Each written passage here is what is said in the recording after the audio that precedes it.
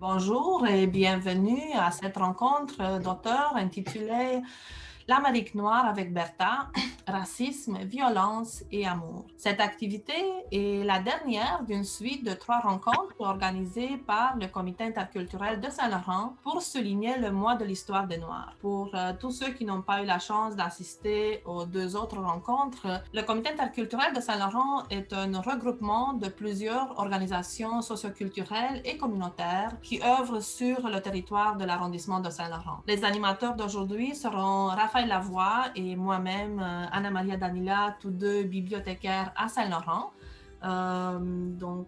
Sans plus tarder, je cède la parole à Raphaël pour vous présenter notre invité d'aujourd'hui. Merci Anna-Maria.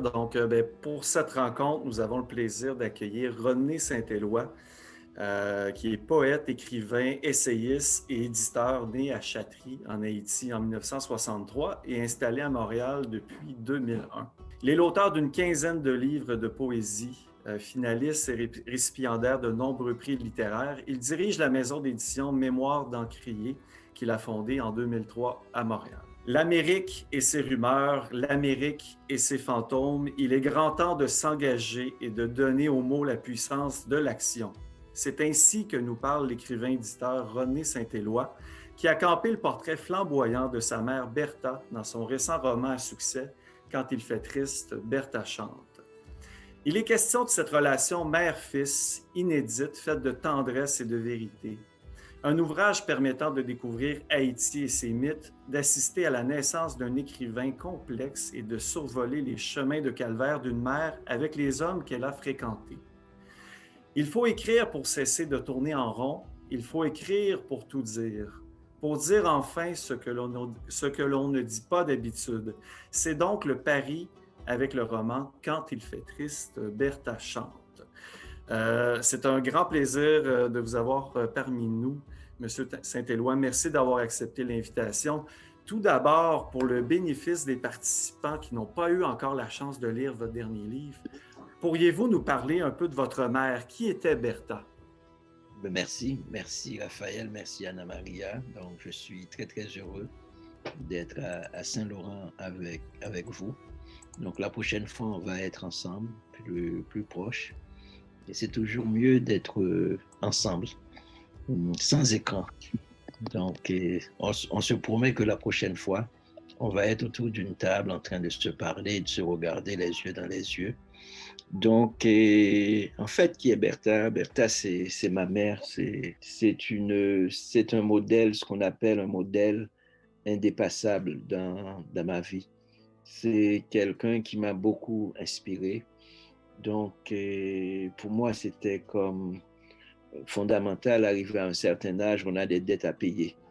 Et je voulais payer ma dette, c'est-à-dire dire tout ce que je suis. Ça vient d'une lignée de femmes qui m'ont aimé, qui m'ont donné, même le verbe donner, qui m'ont donné ce qu'elles n'avaient pas, qui m'ont donné le goût de la vie, qui m'ont donné le goût de regarder demain, qui m'ont donné le goût d'exister et qui m'ont donné le goût aussi de la sérénité. Parce que des fois, ce qui manque dans la vie, c'est la sérénité. Des fois, ça manque quand on voit les gens qui se posent toutes sortes de questions, des gens qui se donnent toutes sortes de problèmes, parce que la sérénité manque.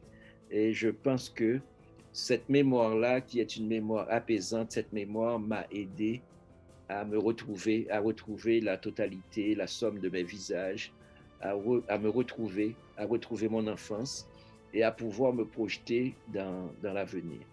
Donc, c'est un récit où vous abordez plusieurs sujets importants, tout en rendant évidemment hommage à votre mère Bertha. Donc, vous parlez de racisme, de l'exil, le pays pourri, la dictature, la famille, le féminisme, l'amour et le rapport à la mort.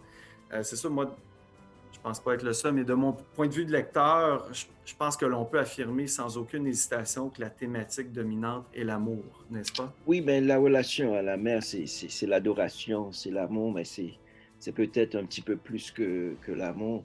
C'est un fils qui regarde vivre sa mère et c'est un fils qui est aussi jaloux de sa mère, des hommes que sa mère fréquente, des amis vraiment de sa mère. Et c'est un fils qui est complètement en adoration devant la relation, la présence de la mère dans la vie, comment la mère regarde le monde, comment la mère se regarde vivre. Et donc, il y a un côté très flamboyant, Raphaël. Vous avez parlé de flamboyance, il y a un côté très flamboyant dans Bertha. Bertha habite l'abondance. Bertha, c'est une femme très riche, pourtant dans la vie quotidienne, elle est très pauvre. Mais dans ses démêlés, dans ses relations avec la vie, dans sa capacité de donner et de recevoir, on sent que c'est un modèle d'espoir. C'est-à-dire que c'est comme en Haïti, il y a un mot il y a une expression qui dit « bas de l'eau pour faire beurre ». C'est-à-dire que les gens inventent la vie. La vie n'existe pas par elle-même. La vie, c'est une somme de factures à payer. Donc, quand on n'a pas de salaire, donc on peut plus vivre. Donc, c'est-à-dire, il y a même une expression en Haïti qui dit « nous pas dans la vie, nous ne sommes plus dans la vie ». C'est-à-dire que ça, c'est associé au sexe. Quand les gens ne font plus de sexe, les gens ne sont plus dans la vie. C'est-à-dire que parce que la vie définie sans la fécondité, c'est pas en fait la vie. Mais en fait, en Haïti, ce qu'on fait, c'est que rien n'est donné, il n'y a pas de cadeau. Donc, on est en train le repas, le petit déjeuner, c'est un combat. Le déjeuner, c'est un combat. Et le soir, le souper, c'est encore un combat. Donc, tout ce qui arrive parce qu'il y a un combat. Et ce que nos mères nous ont appris, c'est de ne pas... Et ici, il y a le mot déprime, mais en Haïti, ça n'existe pas. Si ça existait, tout le pays serait déprimé. C'est comme si c'est un parcours de guerriers, de guerrières. Les gens savent qu'ils vont à l'école, que les filles vont à l'école, les garçons vont à l'école. On les voit, mais souvent, la plupart vont à l'école le ventre vide. Mais les yeux sont tellement brillants, on a l'impression qu'il y a deux gros soleils qui éclairent le monde. Et c'est peut-être, les gens se posent souvent la question, mais un pays comme Haïti, qu'est-ce qui fait que ça existe? Je pense qu'il y a une énergie, qu'il y a une force, qui n'est pas parce qu'on a de l'argent, qui n'est pas parce qu'on est riche, mais qui est parce qu'on a une âme. C'est un pays qui a une âme. C'est un pays où il n'y a pas vraiment de nourriture. Le frigo, quand il y a un frigo, c'est toujours vide. Il n'y a pas de frigo vraiment, puisque 90% des gens sont très, très pauvres. Mais en même temps, ces gens habitent l'espérance. Quand j'étais petit, je lisais beaucoup un livre. En fait, c'est dans le livre que j'apprends à lire. Ce livre s'appelle « Chant d'espérance ». Et il y avait un psaume, et c'était avec ma grand-grand-mère. Il y avait un psaume qu'on m'a appris, que je répétais tous les soirs avec grand-mère Tida. Ce psaume disait « L'Éternel est mon berger, je ne manquerai de rien ». Vous voyez donc, l'Éternel est mon berger. Moi, j'avais un berger qui était l'Éternel. OK? Et à part que j'avais un berger qui veillait sur moi, qui me protégeait, et ensuite, ce que ce psaume me dit, je ne manquerai de rien. C'est-à-dire que le manque n'existe pas. Pour l'enfant que j'étais, donc ce que j'habitais, ce qui était à moi, c'était l'abondance. Et quand on tirait des comptes, quand on se parlait, on riait. Donc en fait, on ne savait pas que c'était ce qu'on appelle la pauvreté. C'est plus tard qu'on va nous dire que ça, c'est la pauvreté. On était toujours heureux au bord de la rivière. On jouait dès qu'on mangeait, 1 fois ou 2 fois par jour, on est heureux. Donc, on ne comptait pas. On ne comptait pas la vie. La vie, c'était comment on courait, comment on nageait, comment on dansait, qu'est-ce qu'on comptait, c'était les contes du soir. C'était comment on regardait les étoiles, on jouait avec les étoiles, on jouait avec le... Donc, il y avait tout un imaginaire qui incarnait chez nous une certaine puissance. C'est la puissance de rêver. C'est très, très bien dit, très inspirant. Écoutez, vous dites de Bertha, j'imagine que tous les gens qui se retrouvent à tes funérailles te doivent quelque chose. Un petit service, une visite, de l'argent, un repas, une histoire, un verre d'eau, une moitié d'orange, un bouquet de laurier rose, une amitié, une tendresse. Pourtant, Bertha est très humble et refuse les grands honneurs. Elle dit aussi qu'il faut donner aux enfants le goût sucré de la terre, le poème infini de l'horizon et de l'amour. Quel héritage pensez-vous que Bertha et les autres femmes de votre famille vous ont légué? La première chose, si vous êtes mal pris, n'allez pas frapper chez les riches. Les riches ne vont pas vous ouvrir la porte parce qu'ils ont trop à perdre. Ils ont beaucoup de bijoux en or, ils ont beaucoup de chambres, ils ont beaucoup de nourriture. Peut-être aller frapper chez la personne la plus humble de votre quartier. C'est cette personne qui vous ouvrira et cette personne qui va aller au fond de l'armoire et qui va tirer un drap blanc, un drap propre et qui va vous réchauffer. Et si vous avez faim, c'est cette personne qui va vous donner, qui va casser un morceau de son pain et qui va partager avec vous. C'est ce qu'on nous a, en fait, l'héritage que Bertha m'a donné, c'est que tout être humain est un humain. Il n'y a pas de grand, il n'y a pas de petit. Et ce qui fait la différence entre les êtres humains, c'est pas l'argent qu'on a, ni l'argent qu'on n'a pas. C'est le cœur. Ce que j'ai eu comme héritage, c'était le cœur. Il faut mettre le cœur à la place du cœur, à la bonne place. Et je pense que c'est le cœur qui fait des humains de véritables humains. Et entre un homme, une femme, il n'y a pas de différence. La différence n'existe pas. La preuve, c'est que nous allons tous les jours vers la mort. Nous cheminons tous les jours vers quelque chose qui ressemble à la fin. Donc, il n'y a pas de différence. La seule différence, c'est l'élégance qu'on met dans notre manière de vivre. Comment est-ce qu'on vit notre vie? C'est pas la voiture qu'on achète, c'est pas la maison qu'on achète, c'est plutôt comment on regarde le monde. Qu'est-ce qu'on voit? Est-ce qu'on voit un arbre? Est-ce qu'on voit la mer? Est-ce qu'on voit le soleil? Est-ce qu'on a envie de danser? Est-ce qu'on a envie de chanter? Est-ce qu'on a envie d'aimer? Et c'est pourquoi, en fait, je pense qu'il y a un petit mot qui s'appelle, vous avez parlé d'amour, mais sans amour, toute vie est inutile. Sans aimer quelqu'un, sans avoir quelqu'un à qui donner, c'est comme si vous pouvez faire un buffet, mais si vous êtes seul autour de la table, quel goût peut avoir votre buffet si vous ne pouvez pas partager? C'est le sens du partage, le sens du bonheur et cette intelligence de la joie qui est fondamentale. Regarde comment on est en train aujourd'hui de vivre la COVID. Si on n'a pas une intelligence du vivre ensemble, on peut être riche, mais ça ne vaut absolument rien, notre argent. Si on ne peut pas poser la question du vivre ensemble, comment être utile à l'autre humain qui est en face de nous? Si on est riche, si je suis riche, je suis humilié quand je vois quelqu'un qui a faim. Je suis humilié parce que ma responsabilité humaine, Raphaël, c'est que tout être humain qui est humilié, avec ça, je me sens humilié. Et c'est ça, je dois me tenir debout. Et pour me tenir debout, je dois être dans le dialogue avec l'autre. Donc, quand je tiens la main à l'autre, c'est là que je suis debout. Et c'est ça pour moi un être humain. C'est cette capacité de partage, c'est cette capacité de donner. Et je pense que c'est l'héritage qu'on peut donner. C'est pas un cadre, c'est pas une somme d'argent qu'on donne aux gens. Ça facilite, l'argent peut faciliter les choses, mais je pense que ce n'est pas l'argent qui crée l'humanité. On peut devenir cynique. On a vu ce qui s'est passé aux États-Unis avec Donald Trump. On peut être cynique, on peut être milliardaire. Au contraire, on peut être milliardaire et cynique. Donc, vous voyez, donc on peut être milliardaire et puis on est très chiche, on est très pingre, on est très mesquin.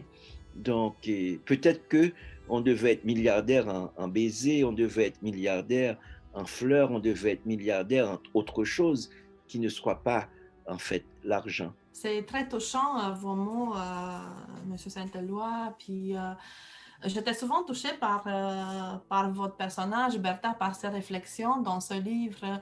Et un des passages qui m'ont beaucoup marqué, c'est le retour de Bertha en Haïti après son premier séjour en Amérique. Ses idées, ses convictions, cette nouvelle conscience qui lui permet de s'affirmer davantage comme femme, mais surtout sa perception sur le racisme et cette distinction très fine entre le racisme tel que vu en Amérique, dans toute sa violence, versus les manifestations très subtiles de ce phénomène en Haïti. Est-ce que vous pouvez parler un petit peu de cet aspect? Oui, Bertha, c'est en fait quand on est haïtien, En fait, quand on est pauvre, on rêve, on pense que l'autre bord, l'autre côté de la rive, c'est toujours mieux. On pense que chez le voisin, c'est mieux que chez nous. Et puis bon, Bertha est parti en Amérique. En fait, on ne disait pas l'Amérique en Haïti, on dit New York. Même quand les gens parlent pour Boston, ils disent New York, Texas, ils disent New York, tout. C'est New York. Pour eux, c'est New York. Même quand c'est Miami, c'est vraiment New York. Qu'ils vont à New York. Et puis, et ils pensaient qu'aller à New York, c'est vraiment devenir riche. Et puis, ils sont complètement désillusionnés pour voir que chez eux, ils étaient plus riches. Quand ils se sont retrouvés à New York, c'est vraiment une somme de factures, l'autobus à payer, le train, etc. En fait, ils font de l'argent, mais l'argent se dépense très, très, très, très vite. Et puis, ils n'ont pas de temps pour eux, ils sont obligés de travailler beaucoup. Donc, ça a été vraiment une déception. Et puis, ils découvrent ce qu'ils ne savaient pas. Ils ne savaient pas que le racisme existait. Ils savaient en Haïti, il y a des imbécilités, des gens qui se prennent pour supérieurs à d'autres. Donc, ça existe un petit peu partout. Mais quand ils arrivent là-bas, ils se retrouvaient noirs dans un pays de blancs, ils se retrouvaient immigrants. Ils se retrouvaient, en fait, détournés de leurs tâches humaines. On ne les appelle pas des humains, on les appelle soit des réfugiés, soit des immigrants, Et puis, des fois, aux États-Unis, on change leur nom parce que c'est le côté colonial, c'est que si vous arrivez, vous vous appelez extraordinaire, parce qu'il y a beaucoup de gens en Haïti qui ont des noms. Les gens peuvent s'appeler merveilleux, les gens peuvent s'appeler Louis XIV. Et quand ils arrivent aux États-Unis, l'agent d'immigration ne comprend pas ce qu'ils font, les agents d'immigration. Ils changent carrément les noms des gens en leur disant que vous êtes, etc. Et vous vous appelez John, ou bien toutes les filles s'appellent Mary, tous les hommes s'appellent John, parce qu'ils débarquent ce sont des boat people qui débarquent. Et puis, on a fait d'eux un produit, on a enlevé le côté humain. Donc, avec Bertha, Bertha a constaté le racisme. Et quand Bertha est revenue en Haïti, après son premier voyage, elle était vraiment désillusionnée parce qu'elle pensait que, en fait, ce qu'on lui a dit, le blanc était la civilisation, le blanc était supérieur.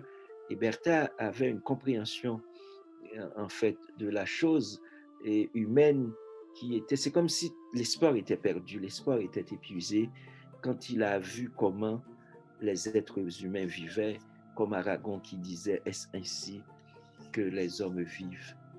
et leurs baisers au loin les suivent. Donc, c'est comme s'il y a une espèce de désespoir profond.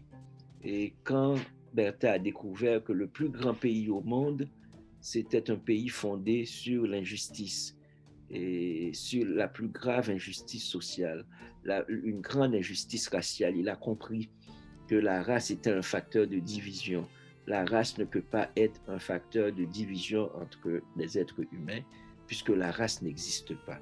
Et ça, Bertha l'a compris. Donc, le racisme est fondé sur quelque chose de faux, puisque hommes, femmes, quelle que soit la couleur, jaune, rouge ou blanc, placés dans les mêmes conditions, ce sont des êtres humains. En dehors de la couleur. Vous pouvez être haïtien, italien, juif, arabe, vous êtes simplement des êtres humains. Si ce sont des enfants, les enfants nous donnent la leçon, ce sont simplement des enfants. Si ce sont des femmes, ce sont des femmes. Si ce sont des hommes, ce sont des hommes qui se rencontrent. Et c'est ça, la leçon que Bertha a comprise.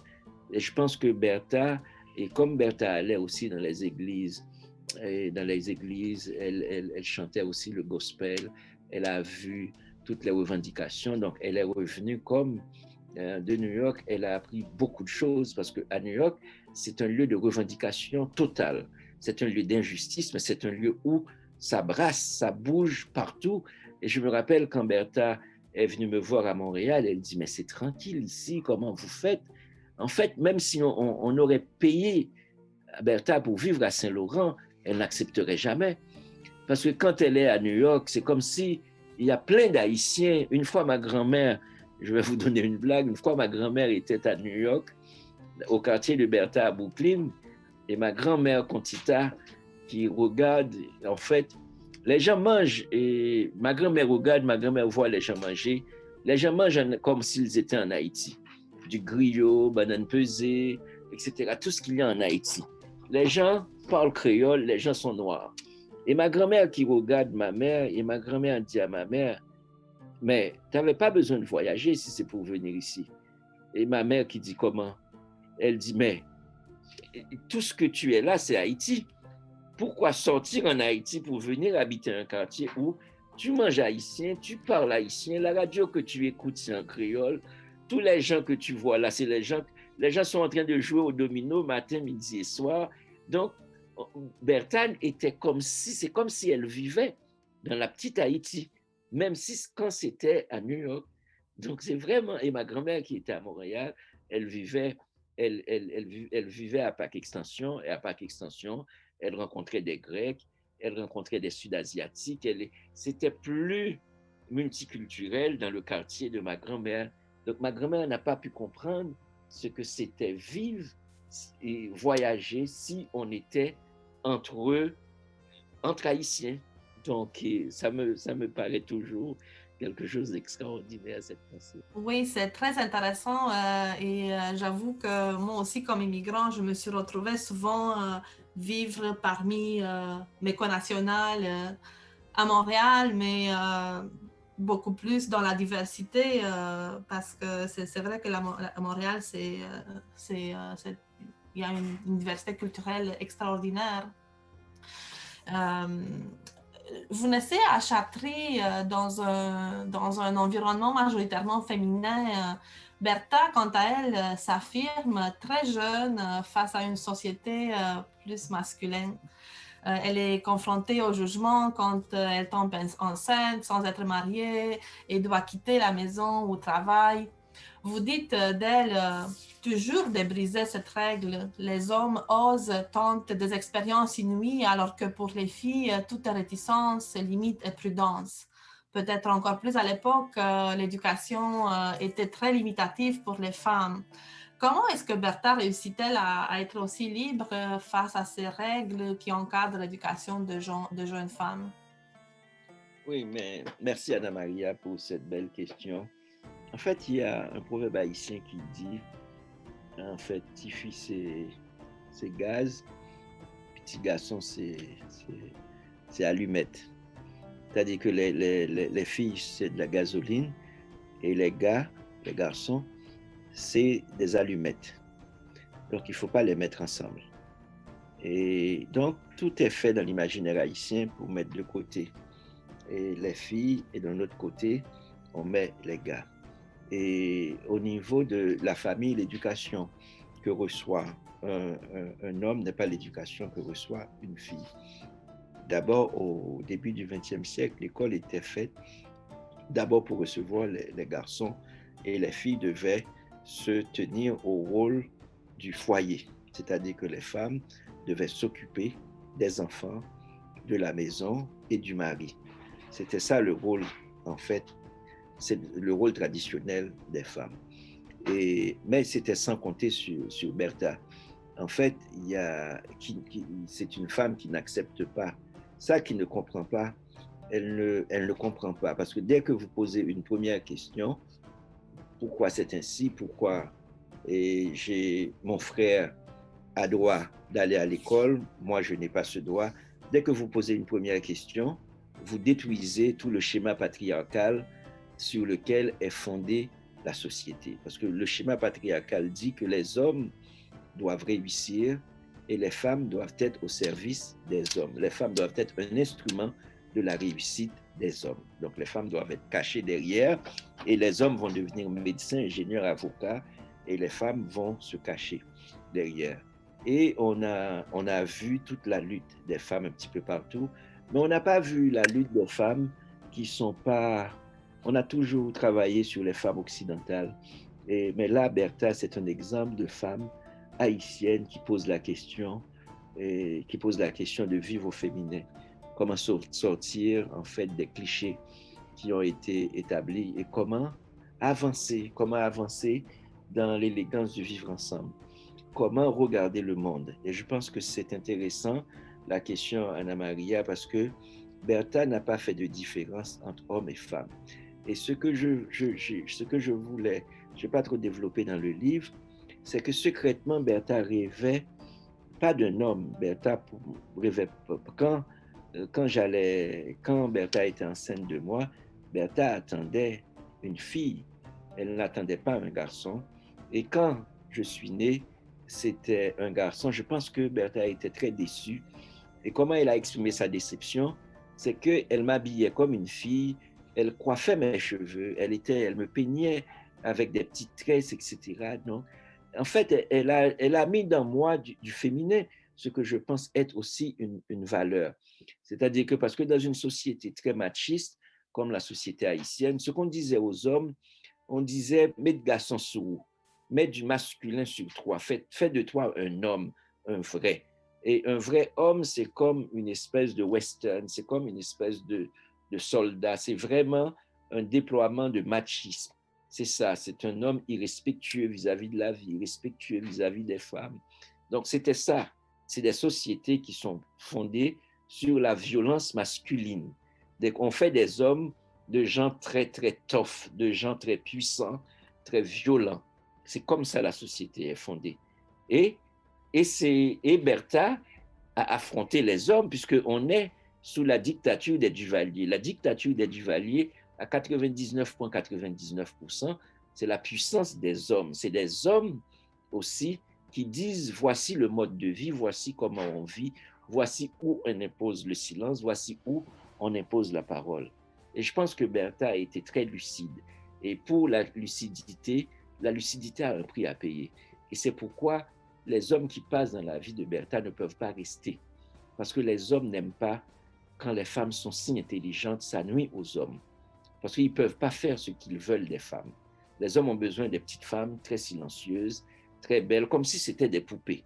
Alors qu'une vraie femme est une vraie femme qui peut être en colère, qui peut rire fort, qui peut faire ce qu'elle veut, qui peut comprendre que son corps lui appartient, qui peut comprendre que sa pensée lui appartient. Et je pense que c'était tout ça, Bertha. C'était à la limite visionnaire. C'est ce qu'on appelle aujourd'hui, en fait, une féministe accomplie. C'est exactement ce que j'ai ressenti souvent dans le livre, qu'elle était vraiment une féministe, même si pas vraiment déclarée, mais par ses réflexions, son jugement, souvent je sentais vraiment une féministe accomplie, comme vous dites tantôt. Il est question de l'exil dans le livre beaucoup, hein? L'exil de Bertha à New York, l'exil de Rodney à Montréal, mais il est aussi question d'un autre type d'exil, si je peux m'exprimer ainsi, un exil plutôt imaginaire dans la lecture non seulement comme évasion, mais plus encore comme forme de résistance face à l'adversité, à la dictature. Quel rôle accordez-vous à la littérature dans la lutte des communautés noires, par exemple? Mais c'est important, en fait, et la lecture, parce que la lecture nous ouvre à tout ce qu'on ignore. Et en fait, on vit dans des imaginaires, puisque la vie, elle est si petite. Si vous restez à Saint-Laurent, et vous pouvez, dans une chambre fermée, découvrir le monde, en train de découvrir la Roumanie, en train de découvrir Haïti, en train de découvrir le Sénégal, en train de découvrir le Laos. À chaque fois que vous lisez un auteur, vous rentrez dans d'autres vies. Il y a un livre qui s'appelle « D'autres vies que la mienne ». Et je pense que c'est fondamental d'aller vers d'autres vies, de vous confronter. Ne pas rester dans votre confort familier, ne pas croire que le monde s'arrête à votre fenêtre. Il faut ouvrir votre fenêtre et aller vers le monde. Et je pense que c'est important parce qu'il ne peut pas y avoir de vie. On ne peut pas vivre s'il n'y a pas d'altérité, si on ne peut pas comprendre ce que c'est qu'un enfant qui pleure, si on ne peut pas comprendre ce que c'est que le bonheur d'une femme, si on ne peut pas comprendre ce que c'est que la jouissance, si on ne peut pas comprendre ce que c'est que la maladie. Parce qu'en fait, tout ça nous ramène à quelque chose de très simple, l'humilité. C'est-à-dire que finalement, on regarde, on dit, ah, il y a telle personne on prend les nouvelles, telle personne qui souffre d'un cancer, telle personne dont la fille est décédée, on ne sait pas pourquoi, telle personne, etc. Ce sont ces nouvelles qui nous arrivent, telle personne qui se marie, telle personne qui donne naissance telle femme qui donne naissance à un enfant. Donc, c'est tout ça qui fait la vie. Donc, il y a une somme de douleur et une somme de joie.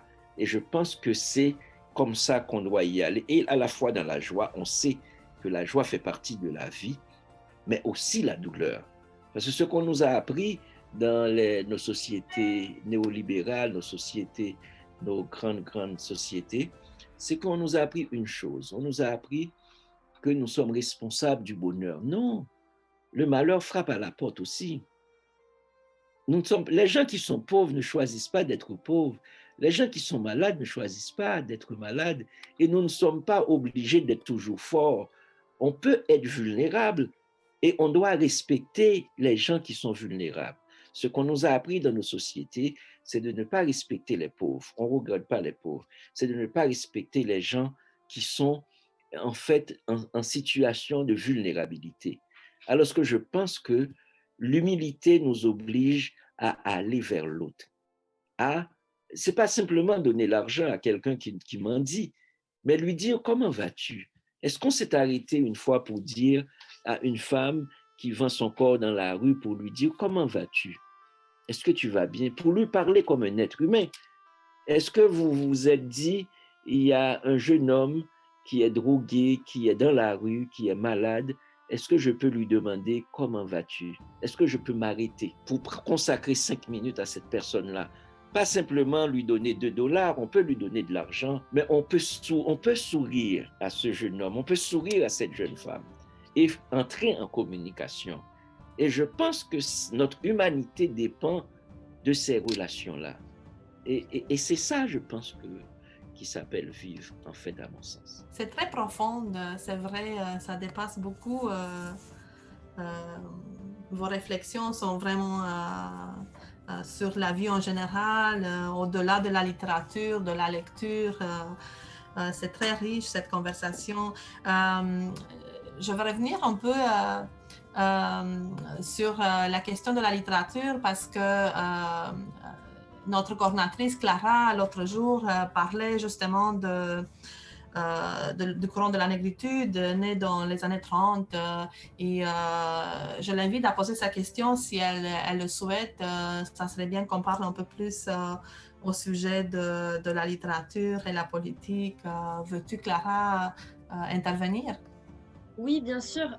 En fait, oui, en se demandant les questions qu'on allait poser par rapport au livre, moi j'ai dit que ce serait peut-être intéressant de voir aussi vos influences littéraires.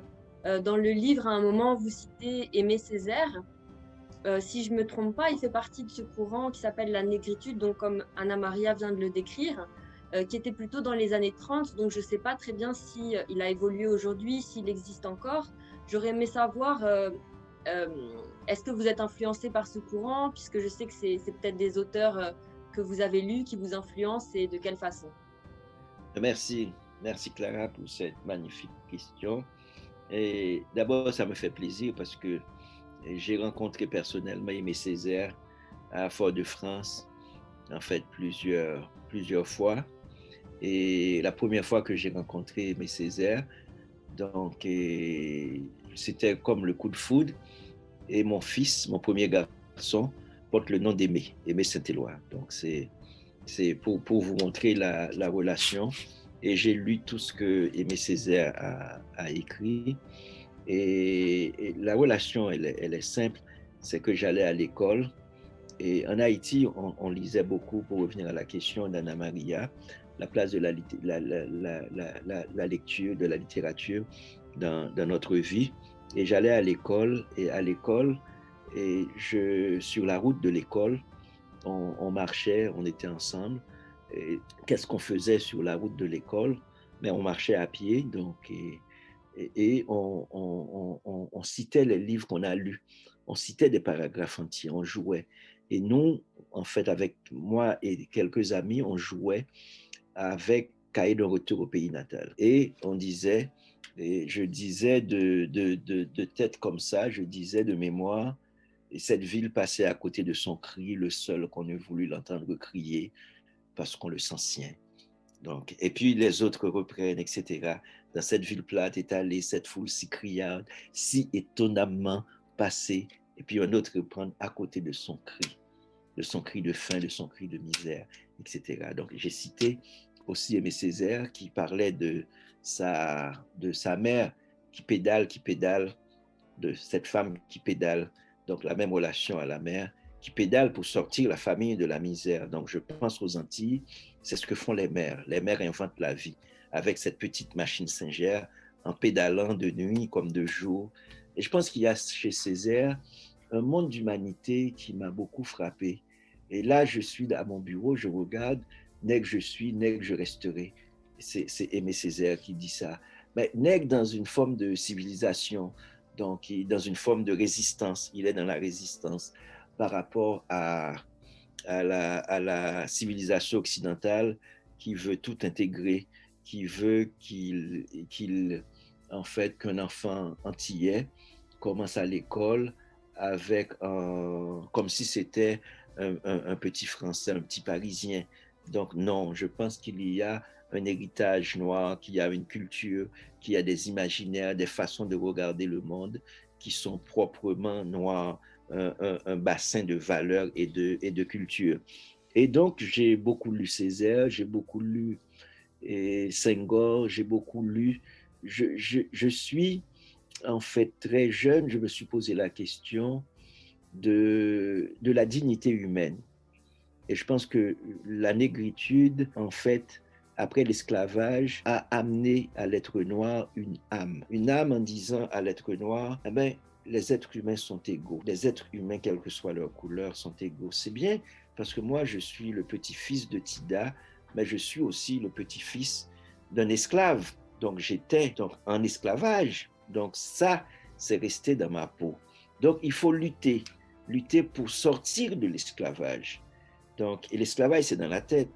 Donc, il y a des gens qui sont encore là, qui peuvent être riches, mais qui sont encore esclaves, parce que l'esclavage, c'est dans la tête. Il faut lutter, il faut combattre. Et là, il y a tout un ensemble d'auteurs. On peut parler de James Baldwin, on peut parler de Toni Morrison, qui nous expliquent qu'on doit traverser cette rivière de l'âme. Il faut traverser cette rivière de l'âme. Il faut parvenir à nous ressaisir pour entrer dans le sec de l'humanité. Parce que personne ne va vous dire, voici le chemin de votre dignité. C'est à vous, Clara, de choisir ce chemin. Personne ne va vous dire, voici où est la lumière. C'est à vous de choisir. Et c'est votre responsabilité. Cette responsabilité, elle est à vous. Donc, vous comprenez? Donc, c'était ma responsabilité. Et ça, j'ai pas eu de parents mes parents n'avaient pas le temps, mes parents n'avaient pas les moyens de me dire voici le chemin. D'ailleurs, il n'existait pas de chemin vraiment. C'était à moi de chercher dans les livres, de voir ce que faisait Aimé Césaire, de voir ce que faisaient tous les autres, comment James Baldwin a écrit sur l'Amérique. C'était à moi de me questionner. Et c'est pourquoi les livres sont importants, puisque les livres peuvent nous ouvrir les portes du monde et les livres peuvent abattre toutes les barrières. Quand on est femme, quand on est homme noir, quand on est dans des positions de dominer, il faut refuser la domination. Il faut refuser d'être des subalternes, quelle que soit la personne. Donc, refuser d'être des subalternes, il faut trouver un mode d'emploi. Et il n'y a pas de mode d'emploi, il n'y a pas de recette. Chacun doit puiser en lui-même les moyens de sa propre libération. Et c'est ce que permet en fait la négritude. Si je vous parle, c'est parce qu'il y avait avant moi un ensemble de traces et ces traces sont déposées en moi. Et ces traces disent quoi? C'est comme quand on prend les autochtones ici, on assiste à un mouvement des autochtones qui se mettent debout, qui se battent, qui battent la grosse caisse, qui disent « j'existe, je veux exister ». Mais qu'est-ce qu'ils veulent? Dans tous les noms, quand vous prenez les Inuits, les Cris, vous prenez les noms des peuples autochtones, tous leurs noms veulent dire en la grande majorité une chose, c'est que nous sommes des êtres humains. Le mot Innu veut dire être humain. C'est ça la revendication. La revendication, quand vous me regardez, vous ne regardez pas un nègre, vous regardez un être humain.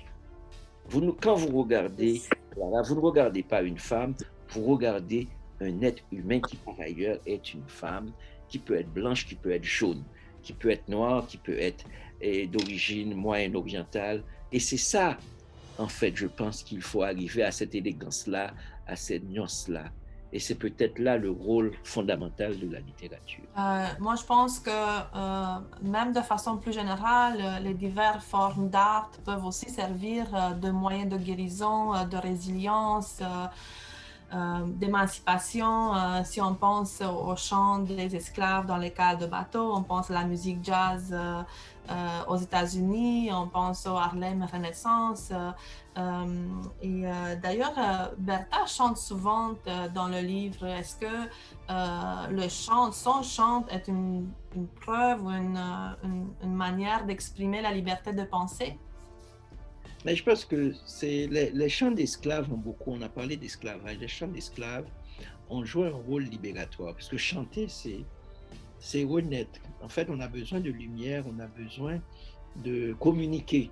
On a besoin de communiquer avec plus grand que nous. Et par exemple, ma grand-grand-mère, Tida, chantait « La paix va faite dans le ciel, là, nous voilà ». C'est-à-dire, elle chantait sa mort. Elle chantait « Quand viendra la mort, nous y serons ». Et donc, et ma mère, elle chantait aussi, elle chantait beaucoup. Et elle chantait des chansons, c'est drôle parce que c'est des chansons assez macho et qu'elle chantait, mais c'est comme si c'est pour dire au mec, moi aussi je peux jouer votre jeu, je peux être dans votre peau. C'est comme se défier, c'est comme si une chanson qui d'habitude est réservée aux hommes, c'est-à-dire que pour dire qu'il n'y a pas de chasse gardée aux hommes, les filles peuvent aussi faire ça. Les filles peuvent aussi choisir de vivre comme vous vivez. Donc, vous n'êtes pas, il n'y a pas une spécificité qui s'appelle être un homme, il n'y a pas une spécificité qui s'appelle être femme. On choisit la vie qu'on veut, dès qu'on peut assumer ce qu'on peut assumer. Et je pense qu'il y a ça, mais toute chanson est libératoire. La chanson, il y a quelque chose de très ludique, c'est jouer. Elle joue avec son corps, elle chante, et c'est là, c'est par le chant que se dégage sa beauté. Et comme personne noire, je dois vous dire, ce qui nous caractérise, c'est souvent la grande colère. Dès qu'un noir ne rit pas, on dit qu'il est en colère. On parle de colère noire. C'est comme si la colère est associée au noir. Mais ce qui est vraiment associé au noir, c'est cette quête de beauté.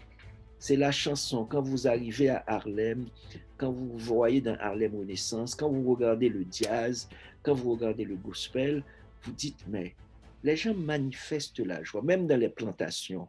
Qu'est-ce que les gens font pour traverser cette vallée de larmes, pour traverser toute la souffrance humaine? C'est parce qu'ils avaient une chanson. Mais la vraie chanson, ce n'est pas la chanson qu'ils chantent. La vraie chanson, c'est ce qu'il y avait en dedans d'eux. Vous avez, chaque personne a en dedans de vous une chanson. Et quand vous êtes triste, quand il y a de mauvaises nouvelles, c'est cette chanson au-dedans de vous qui vous pousse à rester debout. Donc, quand il fait triste, Bertha chante, c'est tout à fait... Merci. Et peut-être un peu plus localement, pourriez-vous nous parler un petit peu des écrivains noirs et de l'édition à Montréal ou au Québec aussi? On a vu ces derniers temps défiler tellement d'écrivains, il y en a beaucoup, il y a des femmes, des hommes. Là, j'ai vu, il y a beaucoup de jeunes écrivains qui écrivent. Il y a une jeune femme de 20 ans qui s'appelle Laura Dolpeyan, qui a publié un livre qui s'appelle Cœur Yo-Yo. Il y a Laurie Jean-Louis qui a publié un livre qui s'appelle Femmes sans couleur. Il y a Chloé Savoie-Bernard. En fait, il y a beaucoup de gens. Il y a Franz Benjamin qui est député, qui vient de publier un livre. Donc, il y a beaucoup de... Je vous cite des gens pas célèbres, des gens de deuxième génération qui sont là quand vous parlez des Noirs, mais il y en a beaucoup, vraiment beaucoup. Il y a une femme qui a fait une librairie, Racine, qui s'appelle Gabriela Kente. Donc, il y a vraiment une masse critique de gens qui écrivent, il y a Arsène Apollon qui écrit pour la jeunesse, il y a Jojo Turenne, il y a vraiment plein de gens qui écrivent. Il y a même un salon du livre haïtien, une journée du livre haïtien qui est faite par le Centenarivé. C'est-à-dire, il y a plein de gens qui écrivent et qui écrivent en français et qui écrivent aussi en créole. Donc, je pense que ça répond à un besoin. En fait, quel est le besoin? C'est-à-dire que vivre ne suffit pas. aller travailler, manger, rentrer chez soi. Clara ne veut pas faire ça. Clara veut faire autre chose. On ne peut pas simplement aller travailler, rentrer, s'occuper des enfants, etc. Non. En fait, les gens ont besoin de rêver. Les gens ont besoin de rêver de l'amour, les gens ont besoin de rêver de la tendresse. Et c'est le seul lieu où vous ne devez absolument rien à personne. C'est le seul lieu où vous n'avez pas de patron. C'est le seul lieu où vous êtes dans votre royaume. Quand vous êtes chez vous, vous prenez un petit espace, vous êtes en train d'écrire, vous êtes en train de dessiner, vous êtes en train de faire ce que vous voulez. Personne ne peut vous dicter la loi. Il n'y a aucun soldat, aucun général, aucun premier ministre qui peut établir le couvre-feu. Donc vous voyez, donc vous êtes en totale liberté. Et je pense que c'est ce que les gens cherchent. Les gens cherchent la liberté d'action, la liberté de moyens, la liberté d'agir, la liberté d'être en fait eux-mêmes.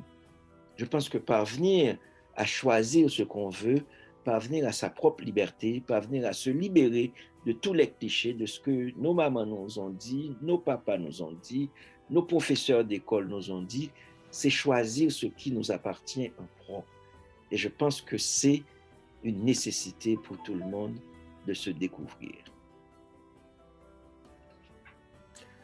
Merci beaucoup. Est-ce que, M. Saint-Éloi, avant de passer aux commentaires, interventions des participants qui le souhaitent, est-ce qu'il y a un passage que vous aimeriez lire de votre livre? Oui, il y a un passage qui s'est exagéré. Je ne sais pas si vous l'avez vu. Je vais voir dans quelle page. Il y a le verbe exagérer. Exagérer, ici on exagère. Le verbe exagérer te ressemble comme les verbes aimer, mourir, raconter. La maison est le refuge des fourmis folles, des plantes sauvages. Quiconque y entre a pour mission d'exagérer.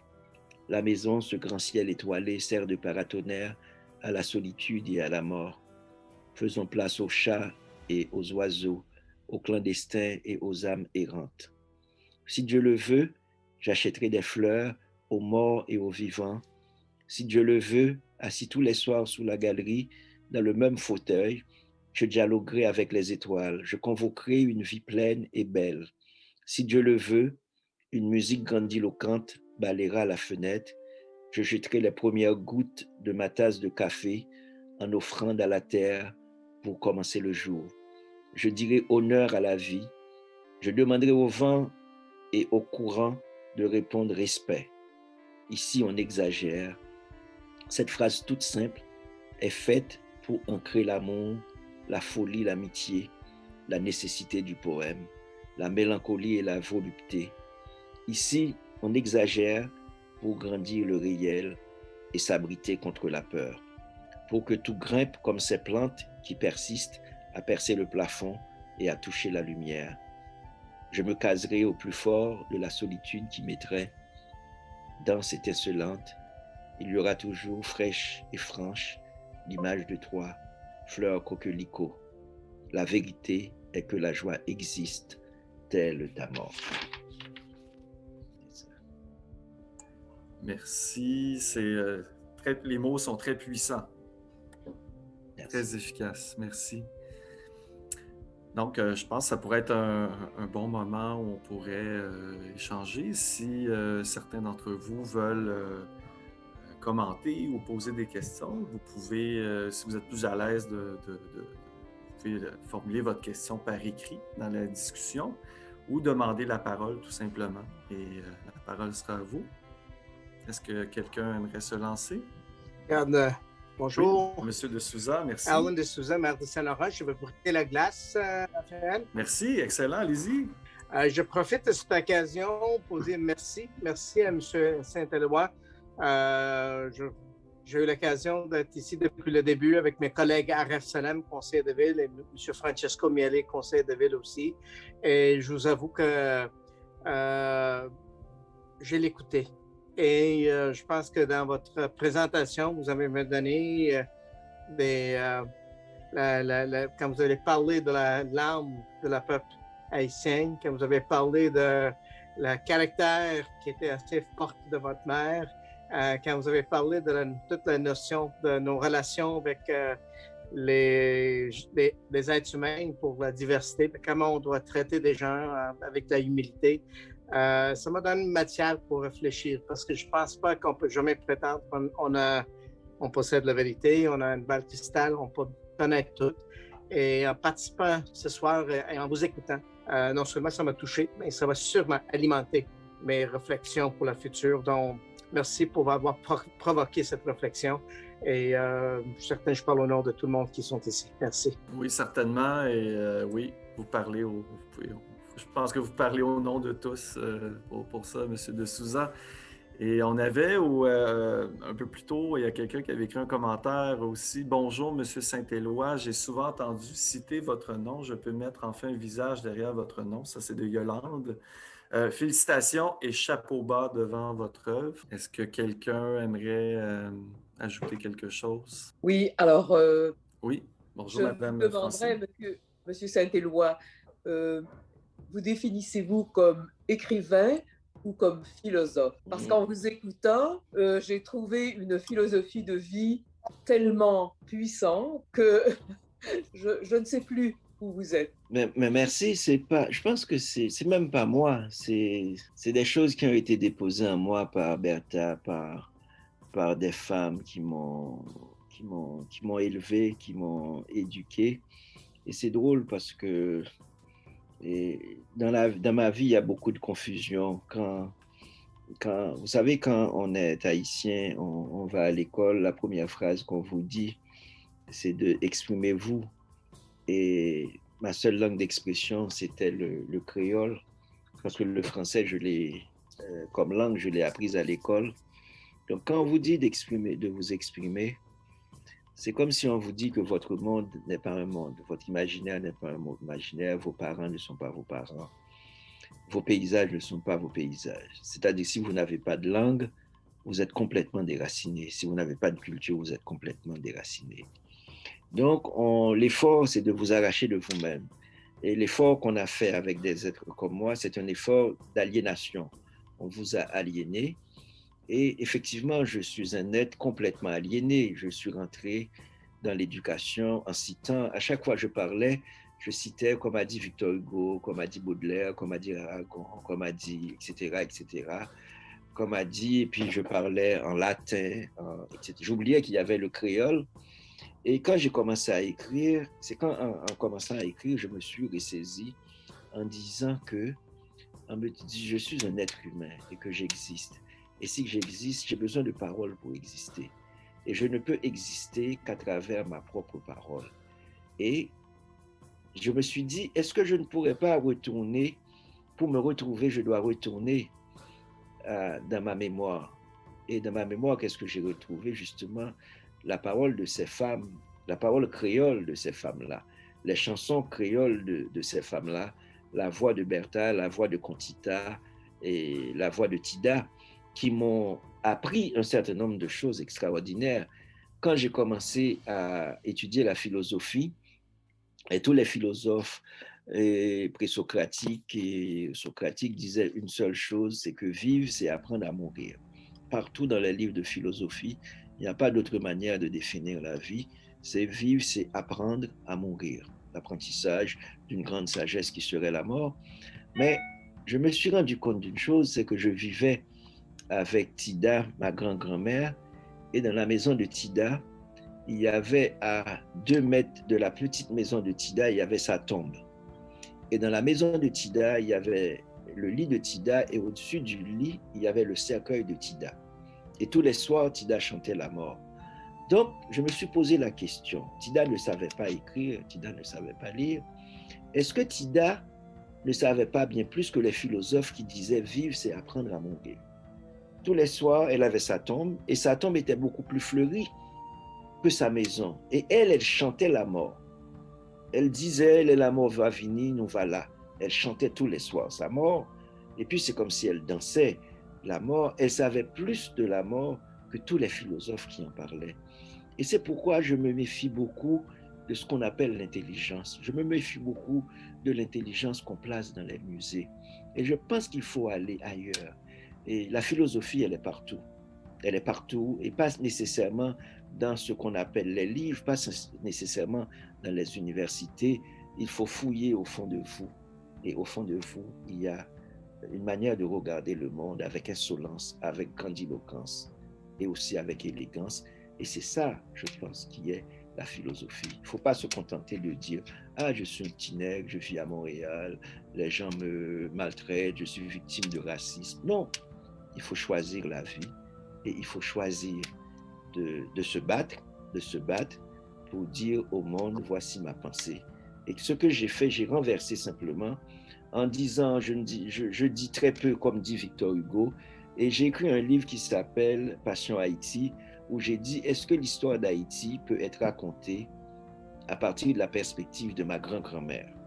Ma grand-grand-mère était écartée de l'histoire. Vous n'allez pas rencontrer dans les musées ma grand-mère. Personne ne va parler de ma grand-grand-mère. Donc, il n'y a que moi pour raconter cette histoire-là. Donc, j'ai dit, je dois la raconter. Et avec quelle voix je vais raconter ça? Pas par la voix de Victor Hugo, pas par la voix de Baudelaire, pas par la voix de Nelligan, mais par la voix de Tida. Donc, qui est une voix créole, qui est une voix forte. Et c'est Tida, et c'est ça. Je pense qu'il y a beaucoup de nos grands-mères qu'on jette, il y a beaucoup de mémoires qui sont à nous, il y a beaucoup de modes de vie qui sont à nous, et on nous a dit de les jeter et d'adopter d'autres.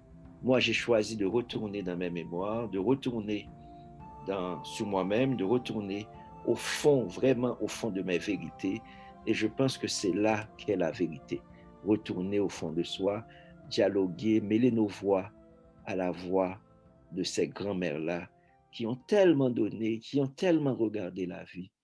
Et c'est pourquoi j'ai dit, j'étais admis à l'Académie des lettres du Québec, et puis c'était un beau moment, et j'ai fait un grand discours, et l'intitulé du discours inaugural, de ma conférence inaugurale, c'était « Je suis le petit-fils de Tida ». Ce que je voulais dire, c'est que Tida ne connaissait pas l'alphabet. Et moi, on me donne un honneur.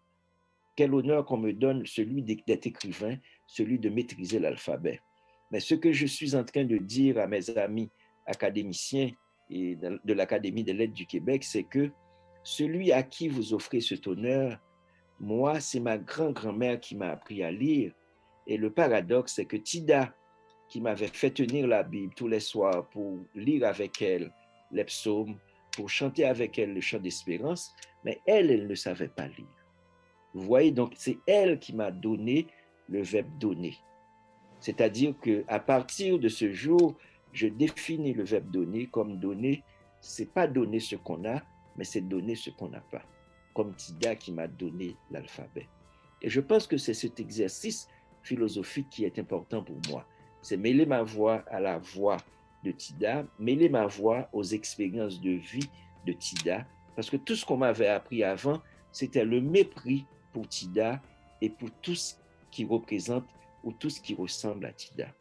Donc je pense que j'ai effacé ce mépris-là et je me sens vraiment bien avec moi-même en faisant ce petit geste. Merci, M. Saint-Éloi. Oui, Mme Deschamps, vouliez-vous rajouter quelque chose? Excusez-moi. Non? Non, je voulais simplement dire merci. Et vous avez une âme tellement pleine d'amour et de vérité que c'est agréable et c'est émouvant de vous entendre. Merci. Oui, M. Vancol? Je ne sais vraiment pas où commencer. Je suis haïtien, donc je me suis retrouvé dans tout ce qu'il est en train de dire.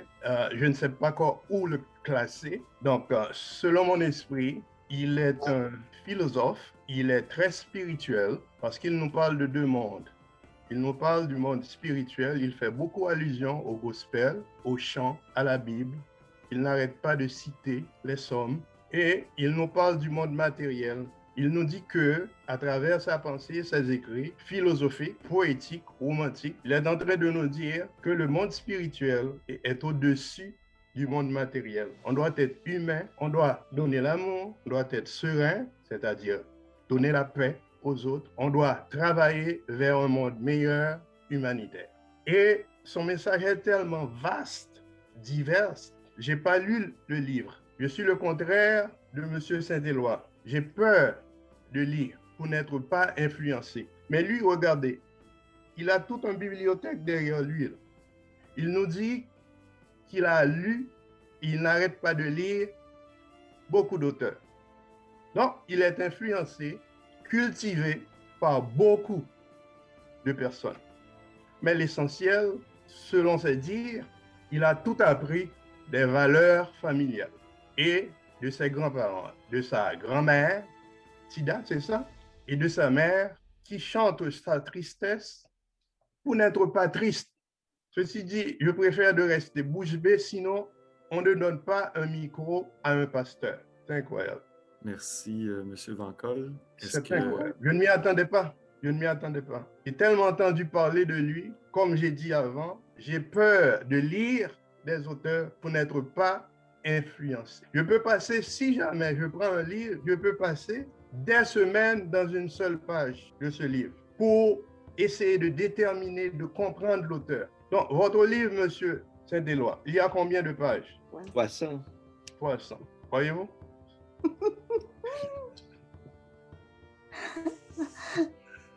Voyez-vous? J'ai peur de lire.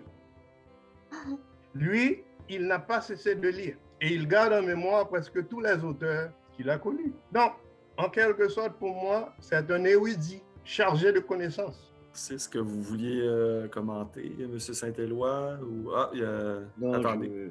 Non. Oui, Mme Vital. Oh, je tiens à vous dire, Monsieur Saint-Éloi, j'ai beaucoup entendu parler de vous et surtout au comité, on en a parlé avec Clara, etc. Mais je suis très émue parce que tout ce que vous avez dit, c'est d'une grande profondeur et ça me touche personnellement énormément. Je tiens à vous dire merci du fond du cœur parce qu'effectivement, vous êtes d'une grande spiritualité et ce que votre famille vous a enseigné est d'une grande spiritualité. Merci, Monsieur Saint-Éloi. J'espère que j'aurai l'occasion de vous reparler. Je l'espère. Merci beaucoup du fond du cœur. Merci. Une petite dernière intervention, peut-être, s'il y en a. J'aimerais bien. Oui, oui, Yolande. Aussi. Ah oui, d'accord. J'ai vu que Mme Yolande Charles avait levé la main, puis il faut y aller, Mme Charles. Juste pour demander à M. Saint-Éloi, comment il fait pour avoir une telle sérénité?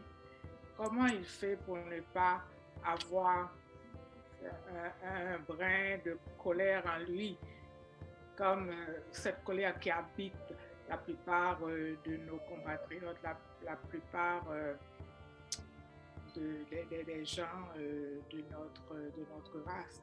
Et dans son récit, je n'ai pas lu son livre, mais je retrouve aussi ma mère. Ma mère dans la description de Bertha. Donc, ces mères haïtiennes qui sont vraiment courageuses.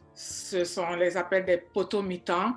Et cette liberté que j'ai cru percevoir dans sa personnalité, je pense que beaucoup de femmes haïtiennes aussi portent cette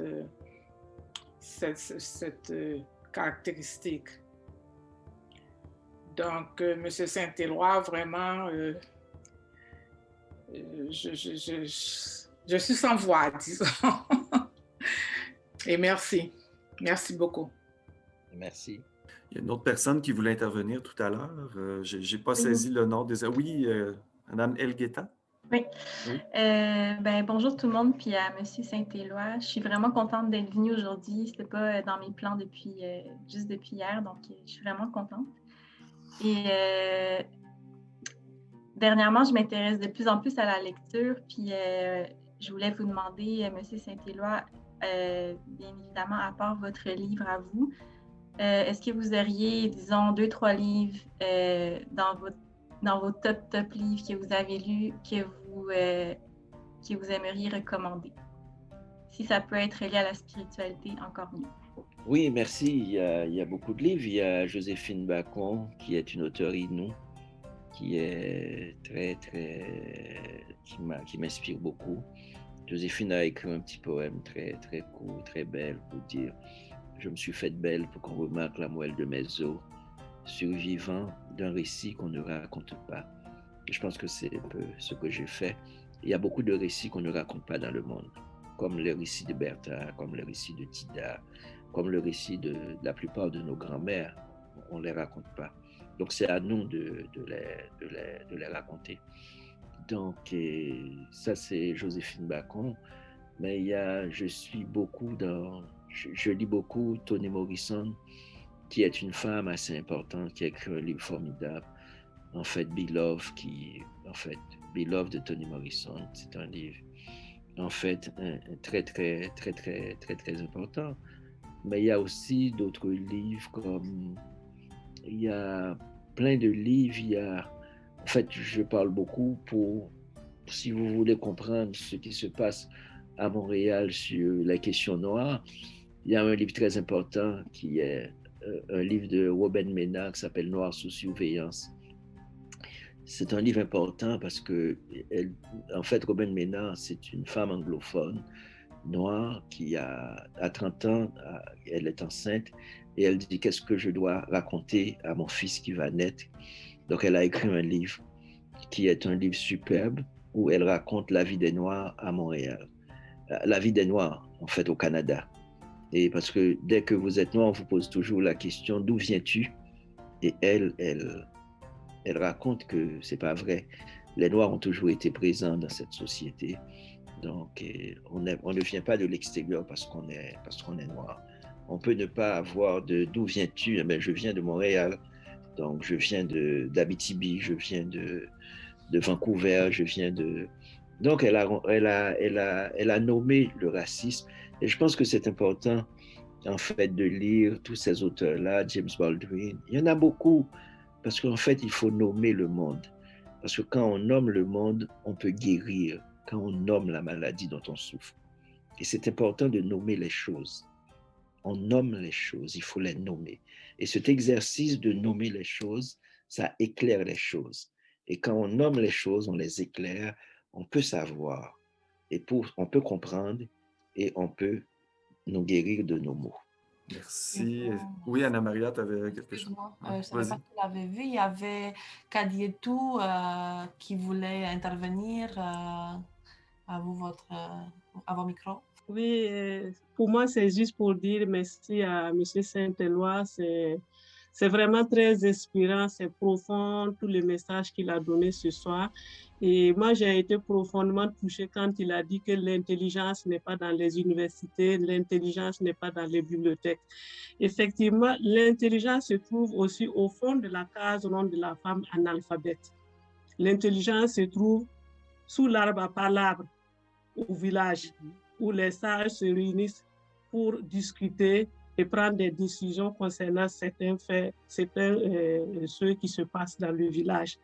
Et quand on prend les leçons de morale qu'on tire à la fin de certains contes, c'est toute une phrase de morale qui résume des chapitres et des chapitres de leçons de cours de philosophie.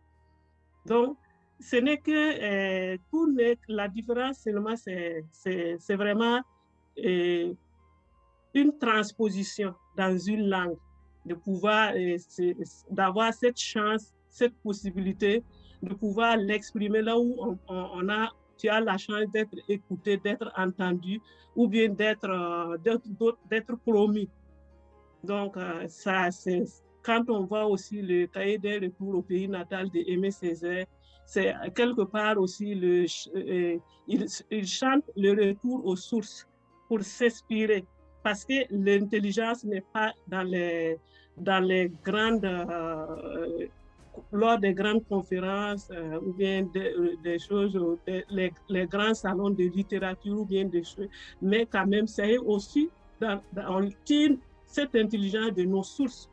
Et c'est autant valable que les grands livres que nous partons fouiller et puis chercher. C'est la même chose, mais on n'a pas la chance de l'exprimer. On n'a pas la possibilité ou être dans le contexte où on a la chance de vraiment valoriser cela. Donc, vraiment, merci beaucoup. J'ai été touchée par cela. Merci. Merci. Donc, je pense qu'il n'y a pas d'autres interventions. Ah oui, de Nina. Oui, allez-y, Nina. Oui, bonjour. Je dis merci à Monsieur Saint-Éloi. Merci beaucoup. J'ai commencé à lire le livre et je m'y retrouve. Moi, je n'ai pas eu de maman. Bon, j'ai été élevée par mon père et ma grand-mère. Ma grand-mère, c'est un peu Bertha. Les bons mots, tout ce qu'il faut faire, comment réagir. En tout cas, ma grand-mère m'a beaucoup, beaucoup donné. Et je me suis retrouvée aussi quand M. Saint-Éloi a parlé de retrouver sa langue. Quand on était à l'école, on n'avait pas le droit de parler créole, on avait une punition. Et je me rappelle qu'une fois, on m'avait donné une plaque. Alors la plaque, on dit, c'est alors une sorte de fiche. Si tu parles créole, et puis on te donne une fiche, vendredi, avant de partir à la maison, tu as une punition. Et un jour, j'étais devant l'école, pas à l'intérieur, je parlais créole. Et un gars a dit, tiens la fiche. Bon, c'est vrai, je parlais créole. Alors, j'ai dit, OK, je prends la fiche. Et quand j'ai eu cette fiche, je me suis mise à parler créole. Je lui ai dit, bon, maintenant que j'ai la fiche, alors, je n'ai rien à craindre. Et je lui ai dit, est-ce que tu veux que je parle français partout? Que je parle français à ma grand-mère qui ne sait pas lire? Que je parle français aux gens et quand je vais au marché? C'est quoi ma langue à moi? Je croyais que ma langue, c'était le créole. Est-ce qu'on peut demander aux Français de ne parler que le créole? Je dis, vous êtes vraiment ridicule. Mais je lui ai dit ça en créole, OK? Parce que j'avais la fiche. En tout cas, moi, quand j'écoute M. Saint-Éloi, j'ai dit, oui, je reconnais pas mal de choses. Je me suis retrouvée dans plusieurs situations où, sans les grands-parents, eh bien, j'aurais eu de la difficulté. Je sais. Merci. Hein? Merci à vous, Nina. Merci pour ce partage. Oui, j'ai commencé à lire, là. Je ne suis pas encore rendu loin, mais je l'aime déjà. Ouais. Merci. Oui, Clara, tu as levé la main? Ou... Non, j'ai juste dit super parce que peut-être que Madame Nina fait partie des personnes qui ont reçu le livre parce qu'ils étaient inscrits en premier. Je crois que c'est ça. Ah, super, ça. Mais écoutez, je pense que au nom de tout le monde, merci, René Saint-Éloi, pour cette belle rencontre, ce beau moment. Et d'ailleurs, on a un commentaire de Catherine. Merci, M. Saint-Éloi, pour votre présentation d'une grande élégance et d'une grande humanité. Donc, ça résume bien. Merci et comme le disait Mme Vidal, au plaisir de vous rencontrer en personne éventuellement. Bonne soirée à tout le monde. À vous aussi. Merci. Au revoir. Merci beaucoup. Merci. Au revoir. Merci à vous tous.